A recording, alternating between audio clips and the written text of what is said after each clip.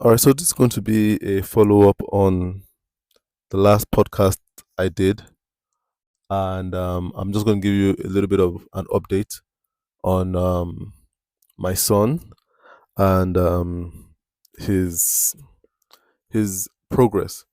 And last podcast I did, I talked about um, my son's discharge from the hospital, and he was discharged a day after, and so we spent a total of about 6 days in the hospital. But it's great to be back home. It's great to have him back in full health. And I think I'm just going to do a couple of maybe a series on some things I learned while with my son and my wife in the hospital, and during that during those 6 days of admission. Um, there were quite a number of things I learned, but I think there are two major things I would like to share on the podcast, and I'll be sharing one of them today. I think it was very eye opening. The experience in itself was very eye opening, and I want someone that is listening to the podcast to know that whatever you go through in life, there is always a lesson to learn. If you are not caught up in our emotions, and we open ourselves up to God, why am I going through this? Open my eyes to learn. We realize that a lot of things that we call challenging situations are, are lessons, are life lessons, are things that we should never trade, are things that would help us to grow. And I say this a lot, that a lot of people contact me and tell me to share my library with them. What books am I reading? I never get tired of saying this, that my library isn't that big, and I don't spend too much time reading a lot of books. Um, I really learn from experience and from observing, and there's so much to learn in the library of life in itself, from the source, the true source, which is God. And I think one thing I learned, see, as I said, my son had a case of tonsillitis, I think. It was more aggressive than tonsillitis. He had a serious infection, and which affected his eating, his talking, and you know, when we went to the hospital, I had to be going back and forth the hospital, getting supplies and things like that. And I remember there was a particular day when he was in the hospital and just being given like heavy doses of antibiotics. And I remember driving one day and I came across a group of beggars. A group of beggars. And this is not something strange, especially here in the north of Nigeria. It's not strange. You find them in groups, especially as you go away from the city area. You would find a lot of groups of beggars that are like families clustered together, and they beg. They beg in traffic and stuff like that. And so here I was driving, and I saw, to my left, I saw a group of beggars, and they were sitting by the side of the road, and it was made up of elderly women, young women, infant children, teenage children, just sitting down. And it almost seemed like they were having a picnic, but they were just sitting down, and it was cool of the evening. And what really caught my attention was the cry of a child, and it was the cry of a very young child, a baby. And when I looked at this baby was being washed, for lack of a better word. The mother was having a bath for him or her. I couldn't tell what the sex of the baby was.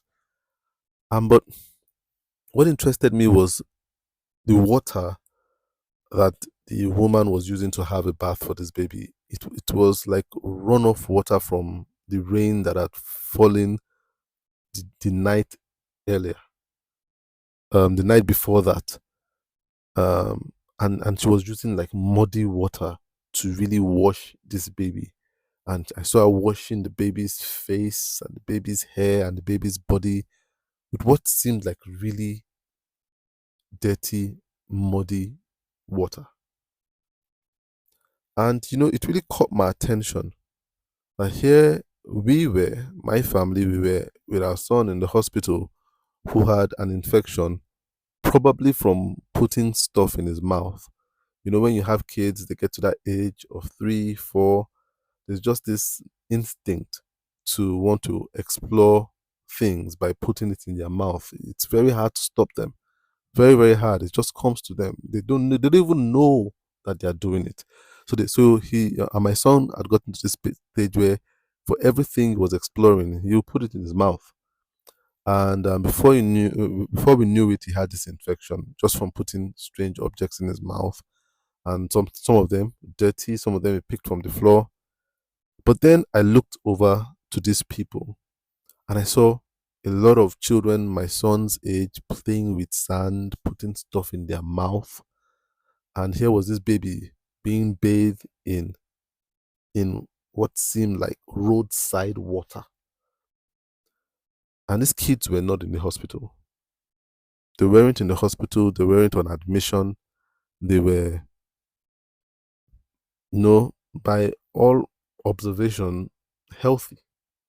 They were running around laughing. No, they weren't in the hospital. In fact, my experience in the hospital, when I looked at the kids in the ward, a lot of them were kids from what I would call average homes. You understand? How average homes to well-to-do homes. They look like healthy kids. They look like kids with educated parents. They look like kids that had their bath with good water and ate good food. They actually looked good. But then looking at the side of the road and this group of beggars, I saw these kids that were in tattered clothes, some of them half dressed, dressed only in underwear, um, you know, beaten by the sun, beaten by the rain. But then there they were, looking as fit as a fiddle. And it made me think, what's happening here? What do they understand that we do not understand? And as I thought about that, I said, There's something not right. There's something not right here. There's something amiss. There's something amiss." Because on a good day, these babies should be, or these children should be in the hospital. You understand? They should be having spiking temperature, infections, and things like that. But they aren't. And I remember going back to the hospital and discussing this with my wife.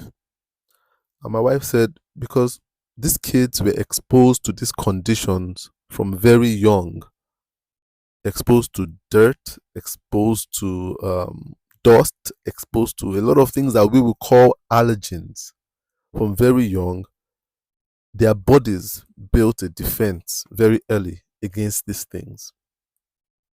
And so what will hurt us will not hurt them easily. The immune system became very strong. And so it doesn't matter what they eat or drink or stuff like that. Before they come down with a tummy ache or an infection, it's going to take something very drastic because they were exposed very early. And the reason they're exposed to this thing is because a lot of them are ignorant of the dangers. They're ignorant of the diseases. They're ignorant. And because they're ignorant, they venture out easily, without caution, without fear. And that's what we call exposure.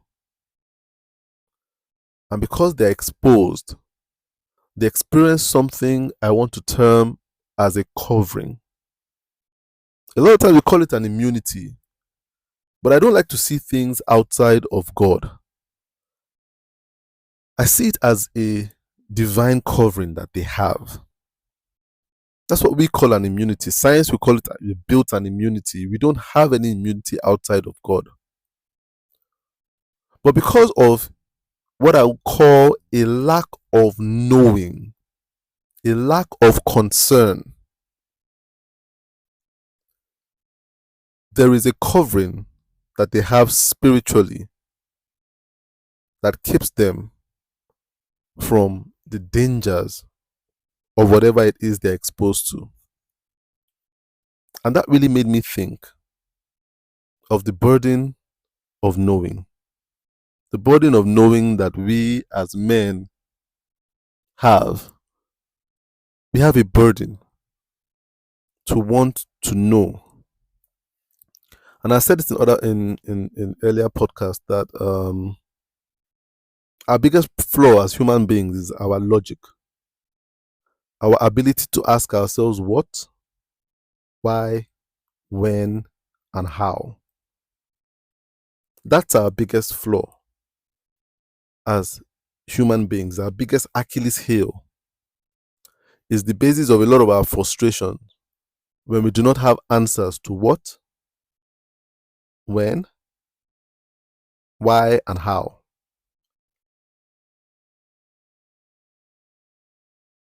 This is what holds us captive to fear. Because I said it in an earlier podcast that when we don't have answers to these four questions, what, when, why, and how, we go into a state called confusion. That's a state of a lack of answers. When we dwell in that state long enough, we go from confusion to doubt. And doubt is about asking and questioning our safety. Am I safe? That's what doubt is. Am I safe? It's an uncertainty we feel. And when you dwell in doubt long enough, you find your place, or yourself in a place of ultimate negativity, which is a place called fear. Fear is the height of negativity. And fear is when you come to the conclusion that you are not safe, that all is not well, and probably all will not be well. And it tells you need to look out for yourself. Fear is the ultimate state of negativity because fear, if you put it in another way, is telling God, I don't think you've got this. In fact, I know you haven't got this. So I'm going to try to find how to get this myself, or find how to handle this myself. That's what fear is. Fear is saying, God, I think you need my help right now. I do not trust you. And that's the ultimate insult to God. It's a terrible state of mind because what it says is, I will now play God in my life. And that's where the path of logic takes us to. It takes us to that path of confusion, uncertainty, and doubt, and fear. Fear. And once we get to a place of fear, what we tell God is to take his hands out of our situation, and we want to put our hands in it and begin to control the events of our lives ourselves.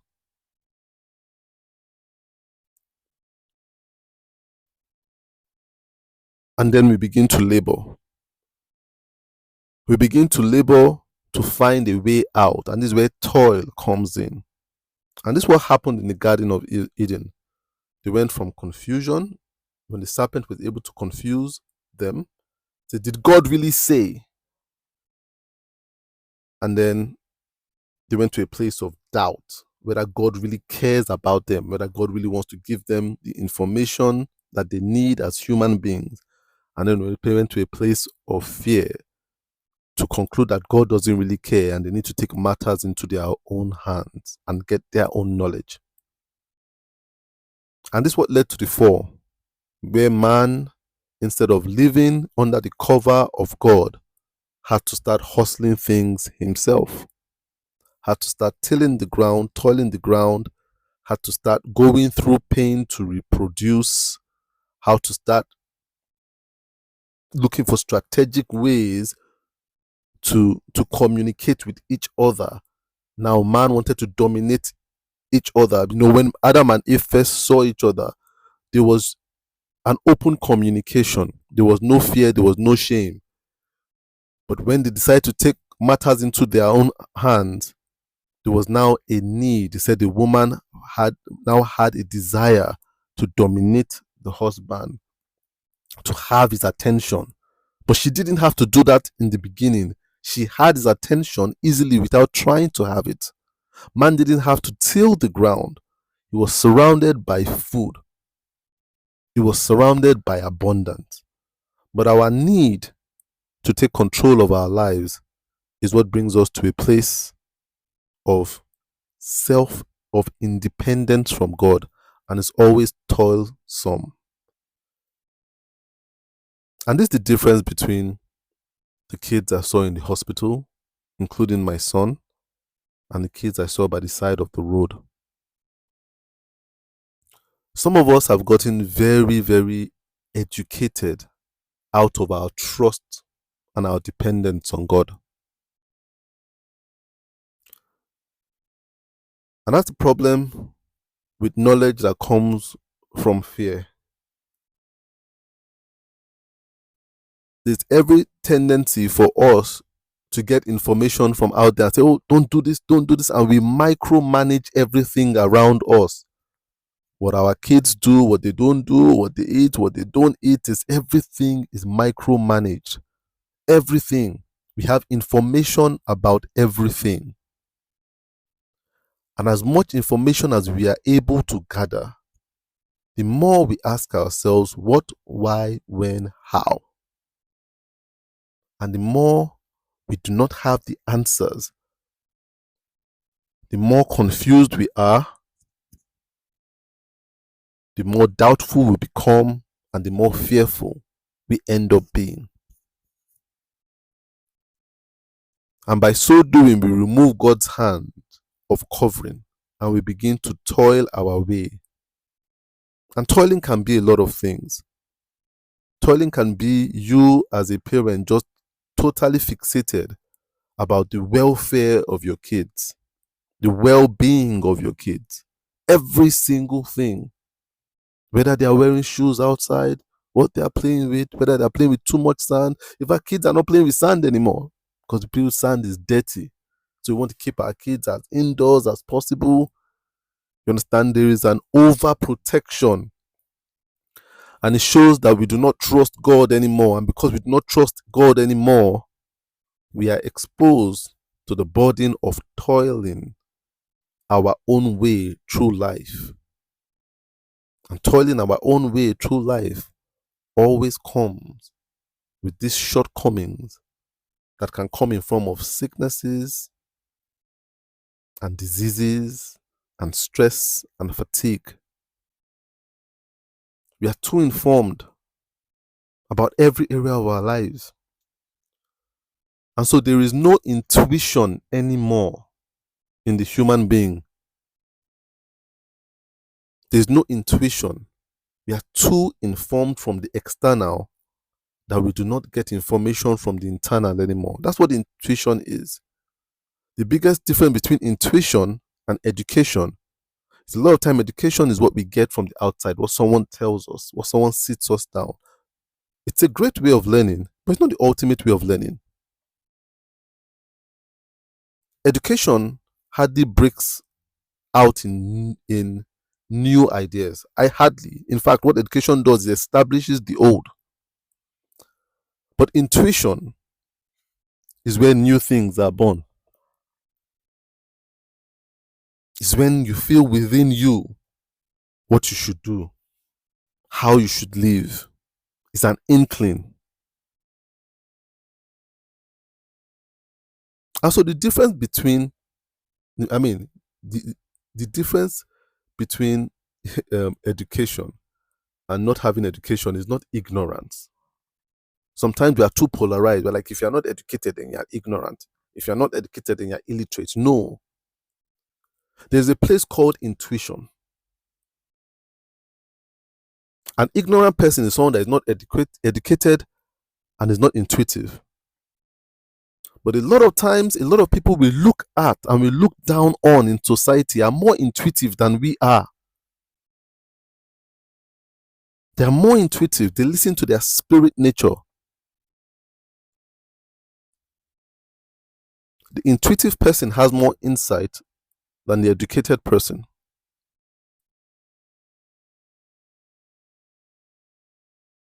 The intuitive person has more insight than the educated person because the greatest answers are within you. How many times have we heard, I'm married to a medical doctor, so I know, there are a lot of things that I get updated on about WHO world standards. And I can't tell you how many times the standard of the World Health Organization changes. They will tell you, oh, it's good to use this. Give them another 6 years. They'll say, oh, this thing I said was good to use, not good. Let's do it the other way.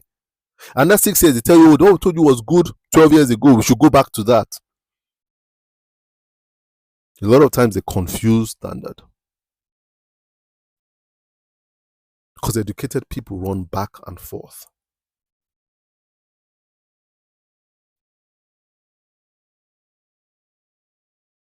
I want to encourage us to be more intuitive. We need to follow our intuition a lot more.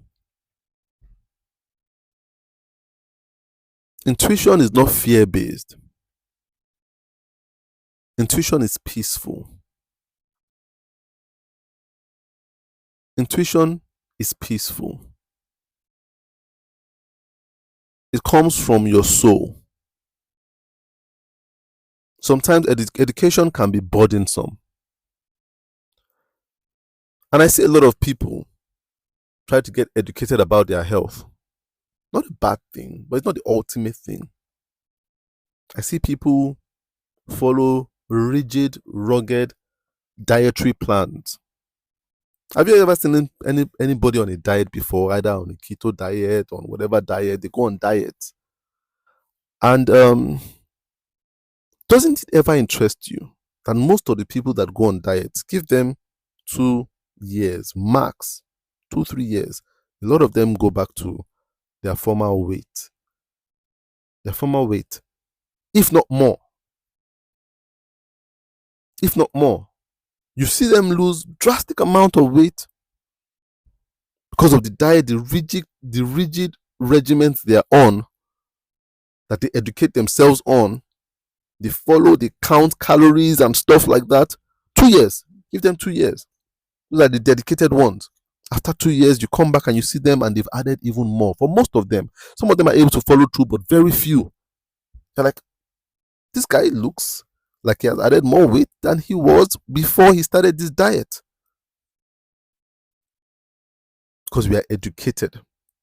Someone tells us, eat an all plant-based diet.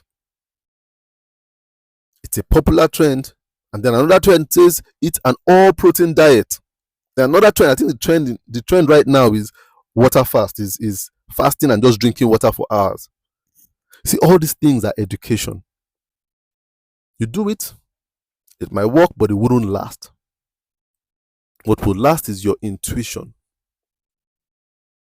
I realize that intuition lasts. And this is where your eating becomes a lifestyle.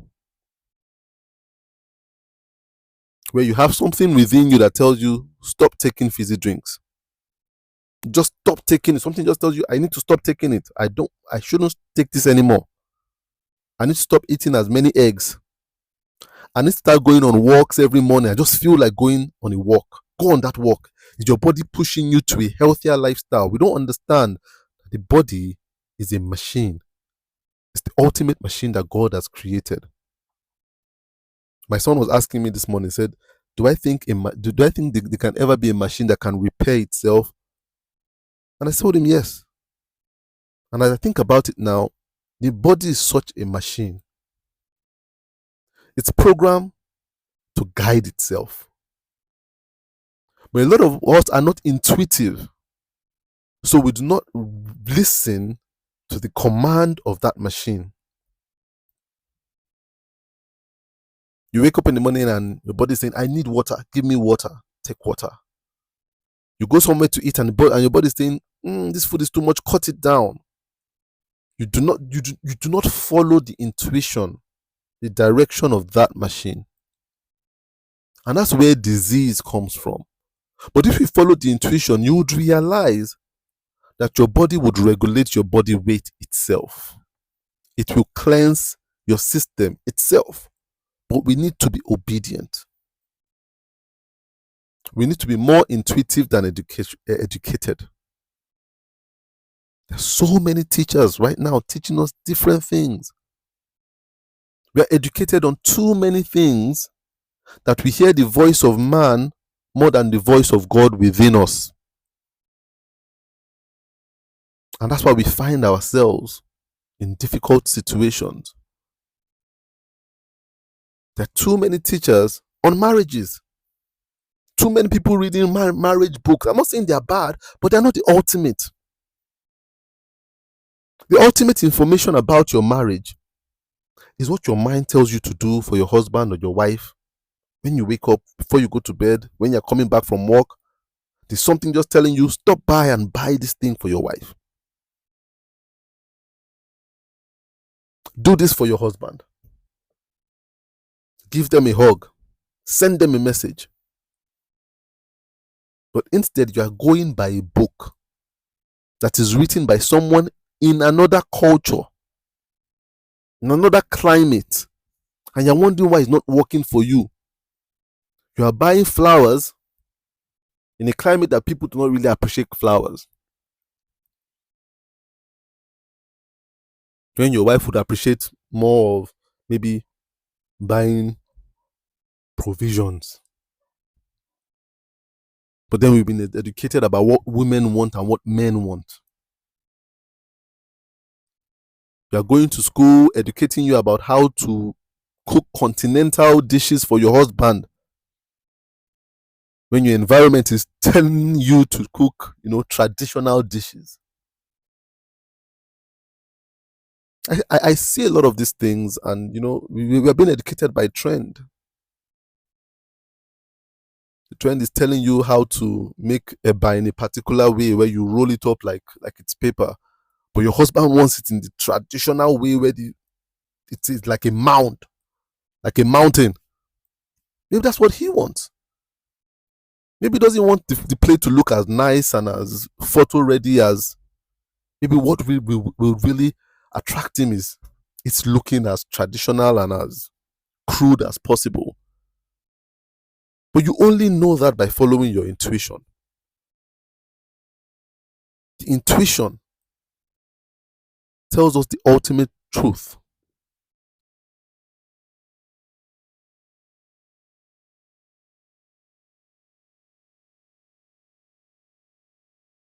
The intuition gives us rest. I don't talk to parents here. It's very easy for us as parents to be micromanaging of our children. Going to that hospital, I saw so many kids in the hospital with different challenges. And I think back about it, talking with my dad. If you never listened to the podcast of my conversation with my dad, you might want to listen to it. But it was very interesting what I learned from him. In those days, I realized that kids, my dad talks about being woken up by his dad at 5 a.m. He was 7 years old, woken up by his dad 5 a.m. And he would tell them, all right, time to go to the farm. And they would hike several kilometers to the farm. And his dad, my granddad, would go on his bicycle and he would ride beside them. He would ride beside them and go past them and tell them, look, you better meet me there. And he said something, said their mothers wouldn't say anything, as they're just young kids, don't let them walk, how they walk such distances. They'll just allow.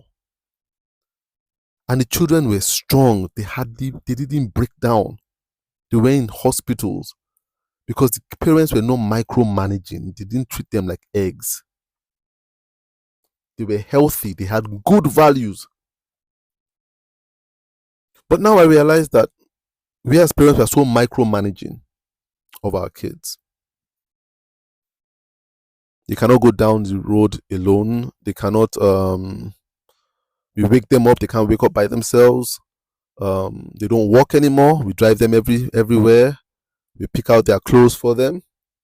We wash up after them. And so we are raising weak human beings, and that's why they are in hospitals today. They are not strong.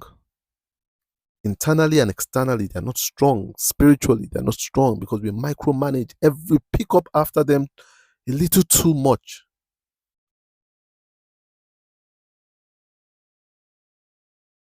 We are too confused, doubtful, and fearful about them. Parents run from pillar to post, from program to course, to books about children. Very little intuition, so much education. And where do the kids end up? In hospitals, in jails, on the news for defrauding people. No character, no good health, weak mental health. Too micromanaging. The other day, my wife was showing me something on Instagram, and was saying how the kids, when they wrote WAEC, parents going to the WAEC centers with their kids, waiting for their kids to finish the exam so that they can take them back home in their cars. You cannot leave your kids for 5 minutes. The school is having a difficult time training children, because any little thing that is done to the kid, you go home and you report, and the father and the mother comes and creates a scene. Oh, how dare you talk to my son? How dare you, So the kids become weak. They become weak. We micromanage.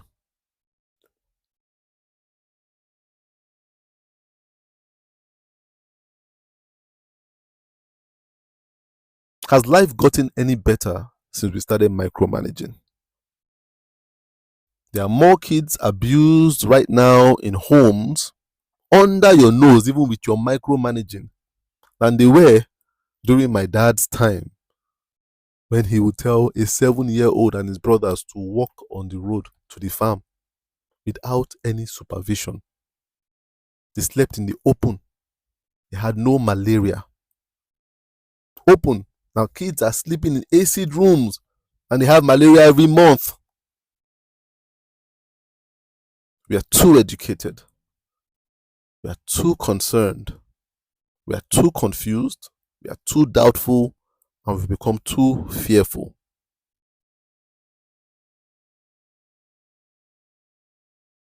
We need to become more intuitive. We need to become more trusting of God. We need to become less logical and more spiritual. So I'm asking you today, listening to the podcast, how many things have you wrestled out of God's hand? You are too knowledgeable about your finances. You are too knowledgeable about your academics. You are too knowledgeable about your relationships, your romantic relationships. You are too knowledgeable about your diet. You are too knowledgeable about everything in your life. Too knowledgeable about your parenting. Too knowledgeable. And because you become so knowledgeable, you've decided what is good and what is bad, what is good and what is evil. That is the tree of the knowledge of good and evil that says, I know what is good for me. I know what is bad. And I feel God hasn't got me, so I need to get myself. And this is why we suffer toil. We labor. We labor in our health. We labor in our relationship. We labor in our finances. Too many financial classes. Too many investment classes. Too many courses. Too many strategies. That's why we labor. That's why we're tilling the ground. We're getting results, but with a lot of fatigue. My son is back to full health now. Oh, but it came at the cost of time and the cost of finances. And it makes me think, where could we have rested more? Where could we have rested more and allowed God more? Where did we doubt our intuition? I'm not saying every time you have an ailment, you're doubting your intuition, but a lot of times is your concern. The more concern you have, the more confusion you have. And as I said, that leads us to the ultimate form of negativity, which is fear. I want to encourage us to live a less fearful life, a more dependent life on God, a more surrendered life, a more intuitive life, and ultimately a more spiritual life. My name is Tola T.A. Alabi, and this is the TA Podcast.